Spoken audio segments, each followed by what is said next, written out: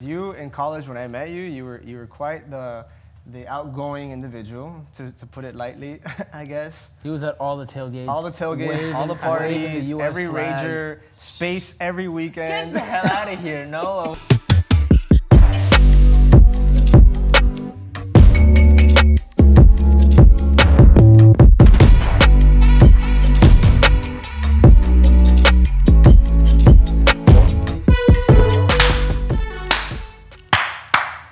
And Action. We're live. Ladies and gentlemen, how are you doing today?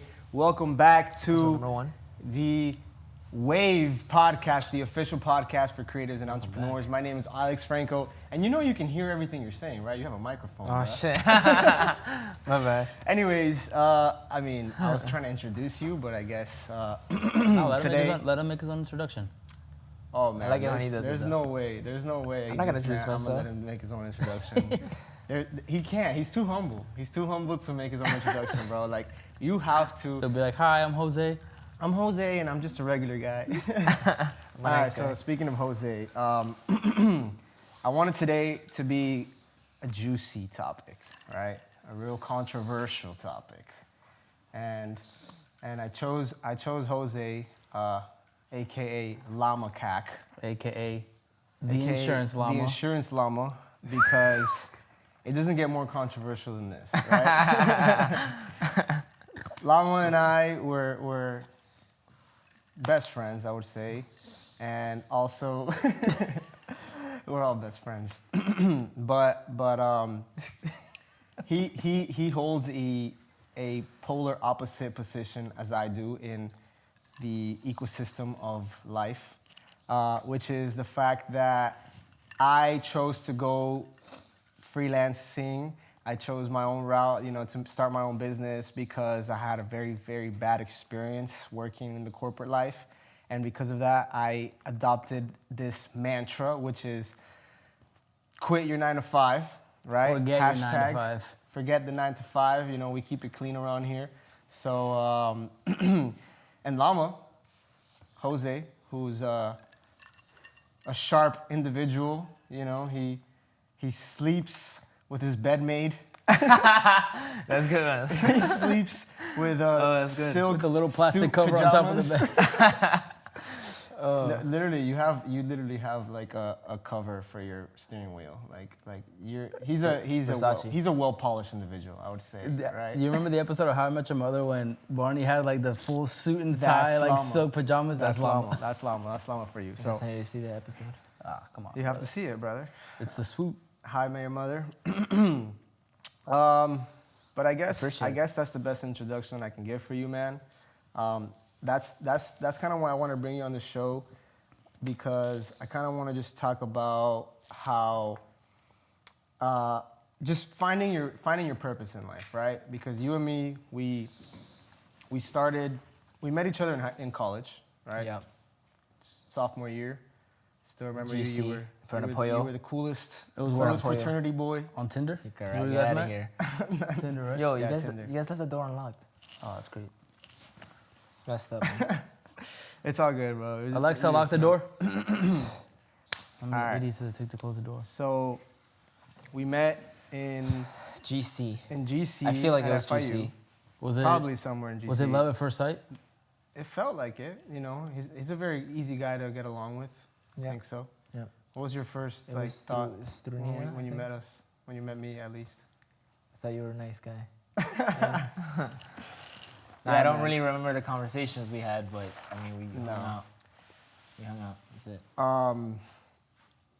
But yeah, man. After college, we kind of we started off on the same path. I remember being at the same career fair with you. Yeah, we started And- going to the career fairs.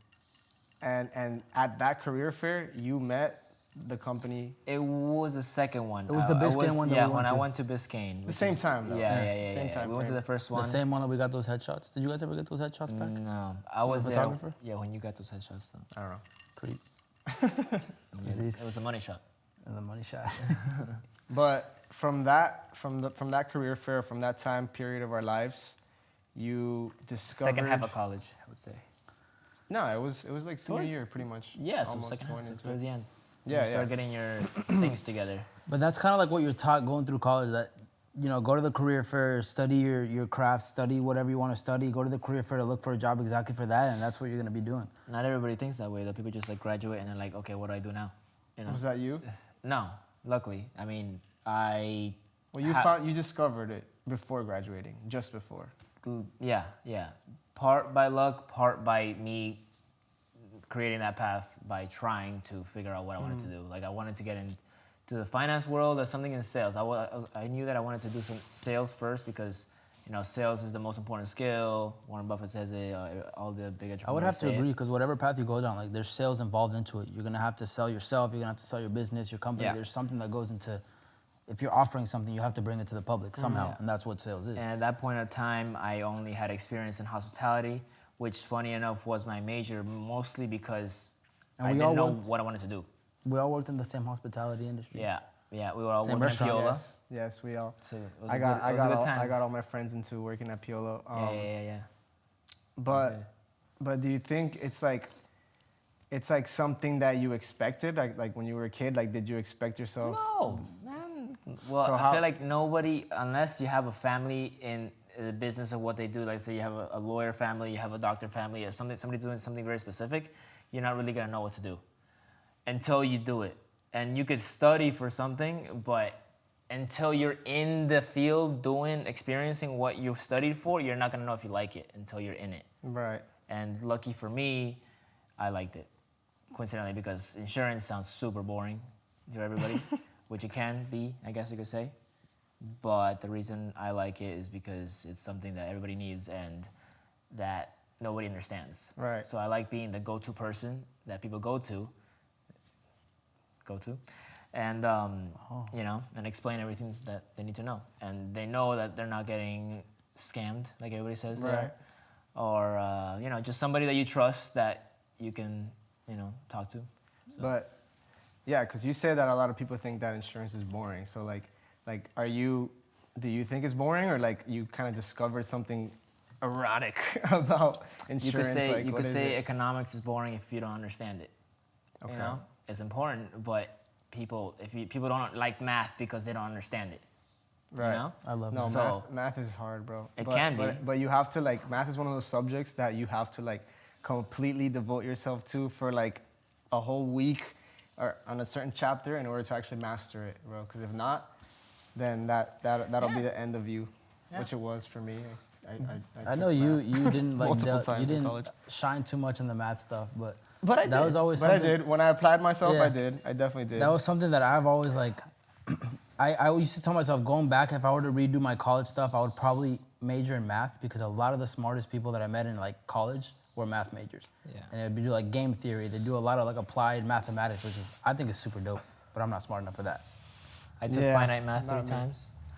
So Yeah, that was like the I- easy I- math. That's like the all 1 the plus 1 classes stuff, that I right? retook was Yeah, like 1 plus math, 1. economics. But it was all that. because I would always wing every class. Like, I never really had to study, and I would just like do enough to get like A's, Yeah, B's, and actually, let's C's. talk about that, because you in college, when I met you, you were quite the outgoing individual, to put it lightly, I guess. He was at all the tailgates. All the tailgates, waving- all the waving parties, the US every flag. rager, space every Get weekend. the hell out of here! No, I was not. Yeah, no, but really, like I probably did not experience college until I met Llama, right? Like that was literally my experience. Like freshman year, I met you sophomore year. Freshman year for me was just like commuting, going to class, coming home, and then because I was so fed up with that whole, you know, commuting lifestyle of my freshman year, I was like, I'm gonna give it a shot. So I was like, I met you, and I was like, all right, these guys, this fraternity is pretty Yo, dope. give a shout out to the fraternity. Sigma Alpha Mu. No, just kidding. Damn. But it was a good time. It was a good time. Yeah. We had some fun times. At that time, though, that's all I really cared about doing. Like that's all I was in that because not in that, but like in the lifestyle, because that's all I looked forward to, the weekend Right. and having fun and things. And then eventually, like the light bulb switched on in my head. I'm like, all right, I'm doing this, but what is actually gonna happen when college is over? Like I have no plan. Especially I like don't know what the hell clock I'm doing. was ticking, and it's like about to be at Yeah, that I'm time. already a junior year. I'm like, okay, I gotta start doing better, something. doing Right. something. I gotta start making a What plan. do you think? What do you think is like that thing that made you click? Like Okay, so I mean, the story is a little bit personal, and a lot of friends know the story, but it's like a painful experience, not physically painful, but like mentally, emotionally painful experience. It was just an That L. Yeah, a big L that I had to go through for about a year and a half or so, and that made me realize, me sitting in my room looking up at the ceiling, like, dude, what am I doing? My parents are disappointed at me. My dad didn't talk to me for like 3 months. He put a letter under my door Wow. to like say what he wanted to say, You're a bum. and Just yeah, put it under the- yeah, and that's it. And he didn't, it took time. It took time.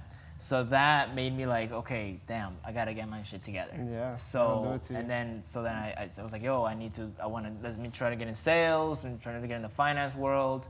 I was in hospitality, so it was still a little too late to switch majors already. So I would have the extra year and excess credits and all that stuff. So they're like, oh, just finish your bachelor's, get a master's if you want. I'm like, all right, I'm gonna do that. So I minored in business. I started joining business clubs like the Phoenician Investment Fund for a bit. So yeah, PIF. Danny was in that. Got into that for a bit, and then I started going to career fairs, exposing myself, doing my resume, and then meeting different companies. And then there was one company that stood out. They were all younger, like around late 20s, early 30s. Dressed very nicely compared to like there was some people dressed in like a super baggy suit with like So these guys were tailored up. ugly like freaking, I don't know, broken sneakers. And then I see the company that I work for now was like all spiffy, looking nice. Okay. And then so I started talking to them. Yeah, right. I started talking to them. They were really cool. I went to the office, had the interview. I loved the office, the vibes. Everybody that I talked to was like I got along well with. So I felt like there could be a good fit. And it was my first opportunity for like the finance world. You could say that. Like insurance is not the finance, but it is in the finance world. If you know what insurance So, does, what they're so let me their ask you, money, like you saw it, I guess, as an opportunity to like find acceptance, like you could relate, right? It's not necessarily that you were passionate about insurance, like No, not at all. Like that's not something that you wanted to be when you were younger, an insurance salesman. Every single person You that saw I've- Flo on Progressive and you're like, oh, she's bad.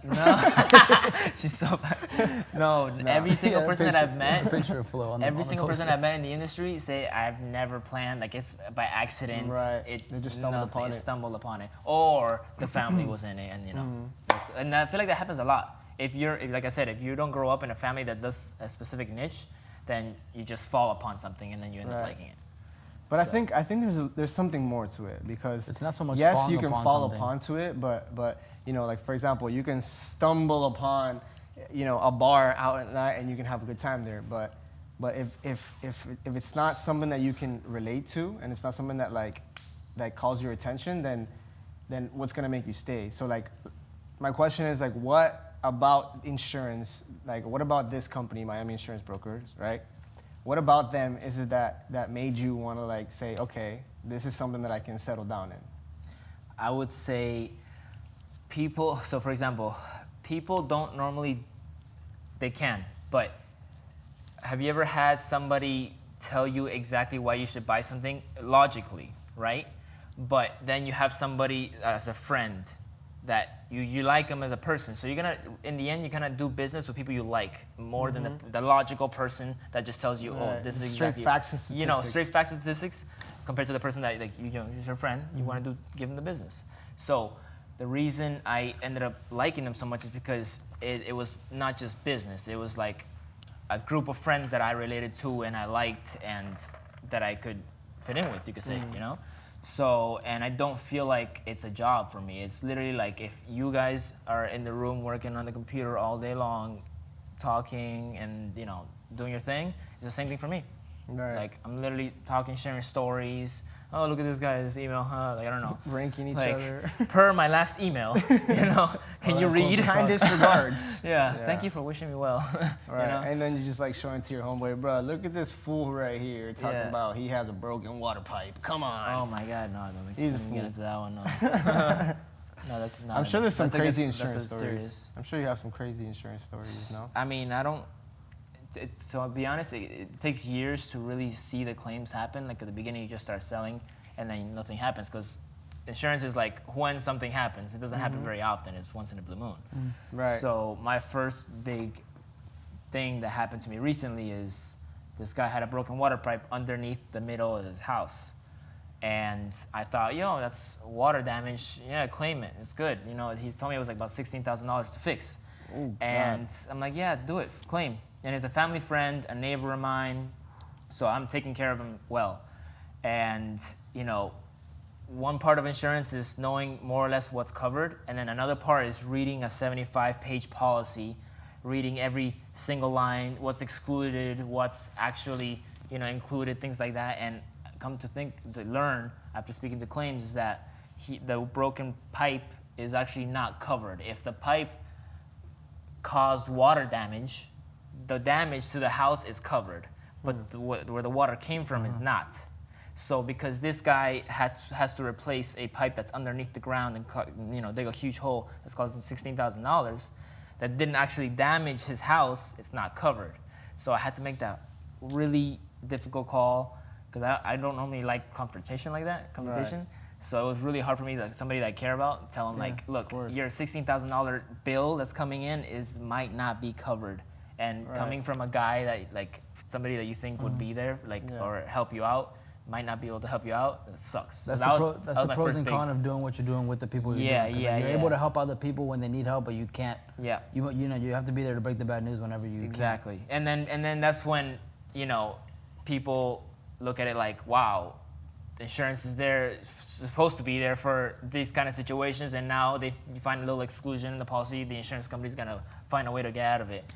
And it's partially true, but you know, not every single contract you think about or like sign has exclusions on it. So nobody reads exclusions. I'm not, you know, not to get all, Bro, but you it's know, the way it is. no, but you know, it's crazy. Like just listening to you talk about it, and like you can see how passionate you are. Like it kind of gives me hope, you know, because like my mentality has always been like, I don't understand how somebody can physically wake up in the morning, drive at 7 a.m. in traffic, and sit there making somebody else's dream come true, right? That's my mentality. But like seeing you, how you speak about it, and how you're like willing to read that 75 page, like whatever you said, in order to like help people and like do stuff, and I see you happy. More or like, less.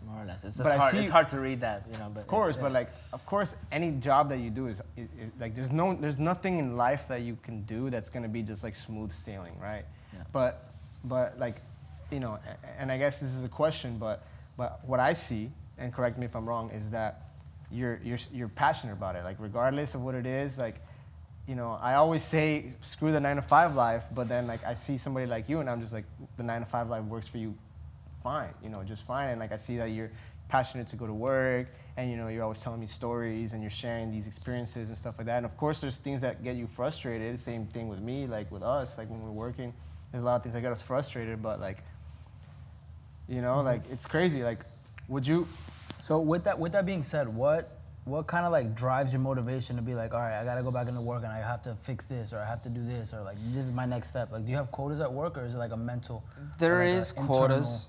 There is that you wanna quotas, but at the same time, it's not like I wake up every day like, yeah. Like, I mean, I have those days, I have those weeks. Everyone does. And then I have weeks that I'm like, I have to fight to get up, and I'm, you know, barely making it on time. But once I'm there, you know, I like what I do. But I just lost my train of thought. Hold on. All right, You say, what question. motivates me to like? Yeah, go, what right? motivates you? Wait, but before you answer that, because I think these two questions go hand in hand. Do you think that this place where you're at right now is like your purpose, your calling, like where you're supposed to be in 100%. life?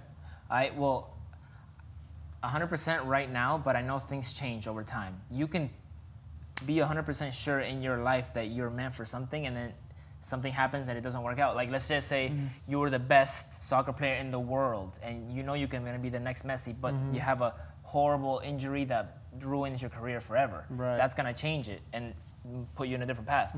You knew that you were gonna, you know, be the next Messi, but it didn't happen. Right. So I'm pretty 99% sure that I'm gonna be in the industry forever because it's my niche. Like, you know, you always read about find your, you know, your niche Yeah. to specialize in what you would do. So the insurance world is big, very broad. and so I feel like I'm always gonna be in the industry, you know. So maybe not always in broker, but I Right. know I'm gonna be in this industry for a No, long I mean that's something that I admire about you. That like you have a very open mind, and I think I'm the same way. Like, Yeah, yeah. you know, I'm not even myself right now starting my own business. Like, I'm not 100% sold to the idea that I'm gonna be, you know, with this business forever. You know, like the only reason I went to college is because FIU somehow had a partnership with my high school, and they were like they came to our high school, and they were like personally interviewing people, and I happened to somehow they said, okay, your GPA is not good enough, but if you go to our summer program, apparently they wanted people there in the summer program. yeah, because nobody really goes in the summer. That's sales. So they're like, if you go to the So- summer program, you can get in. So Yeah, I went straight somehow into I got summer in. too. Yeah. Um, I was going to BC. Like I was right there going to BC, and then like the last couple of weeks, I just got the acceptance letter at FIU, and my dad thought it was like a calling. You know, it's like, Go for yo, it. you have to go. Like you have to. And the reason I was also sold on BC is because one, the high school that I went to was kind of average, I would say. Wasn't the best. No, I mean, they're good. But the thing is, you don't see a lot of kids or students going to Ivy Leagues or the top universities in Florida. People just settle a lot for, you know, the community college because they're like, oh, you're saving money, you know, it's good, and then you just transfer. So I thought about it that way. I'm saving money, blah, blah. All right, so just to kind of wrap it up, because we're running very low on time now. But you know, we're speaking about how we barely squeeze. I'm not talking about Dan because Dan is a brilliant mastermind over here, but the rest of us, He's pretty clever. he is. He's a witty guy. But the rest of us, like, we kind of just like struggled through to get through, and we're just kind of like an open-minded, you know, whatever mentality. You know, it is what it is. Would you agree that that's kind of how we think? I still am, but I've always been more go with the flow. I've never been Yeah. a very scheduled person. That's part of why I like the 9 to 5 also, because it puts me on a schedule. Right, it makes because you if I don't really make stick my to own it. schedule that well, so I don't know, when COVID came and I just could really do what I wanted, I was kind of like, What "Ah, do I do?" You know, I like this like schedule, I guess you could say, whatever. Mm-hmm. No other way to say it. But like, weekend I don't was- know, like what I'm wondering is because I know, at least myself, I kind of struggled with this a bit before I found my calling per se. But it was always like, you know, like I was never the best on the soccer team. Like I was on the soccer team, but I was never the best one. I was never like the fastest one, the most handsome in the school. Like, you know, like I never had like something that like I can really clinch onto, right? Like a calling, you know, like.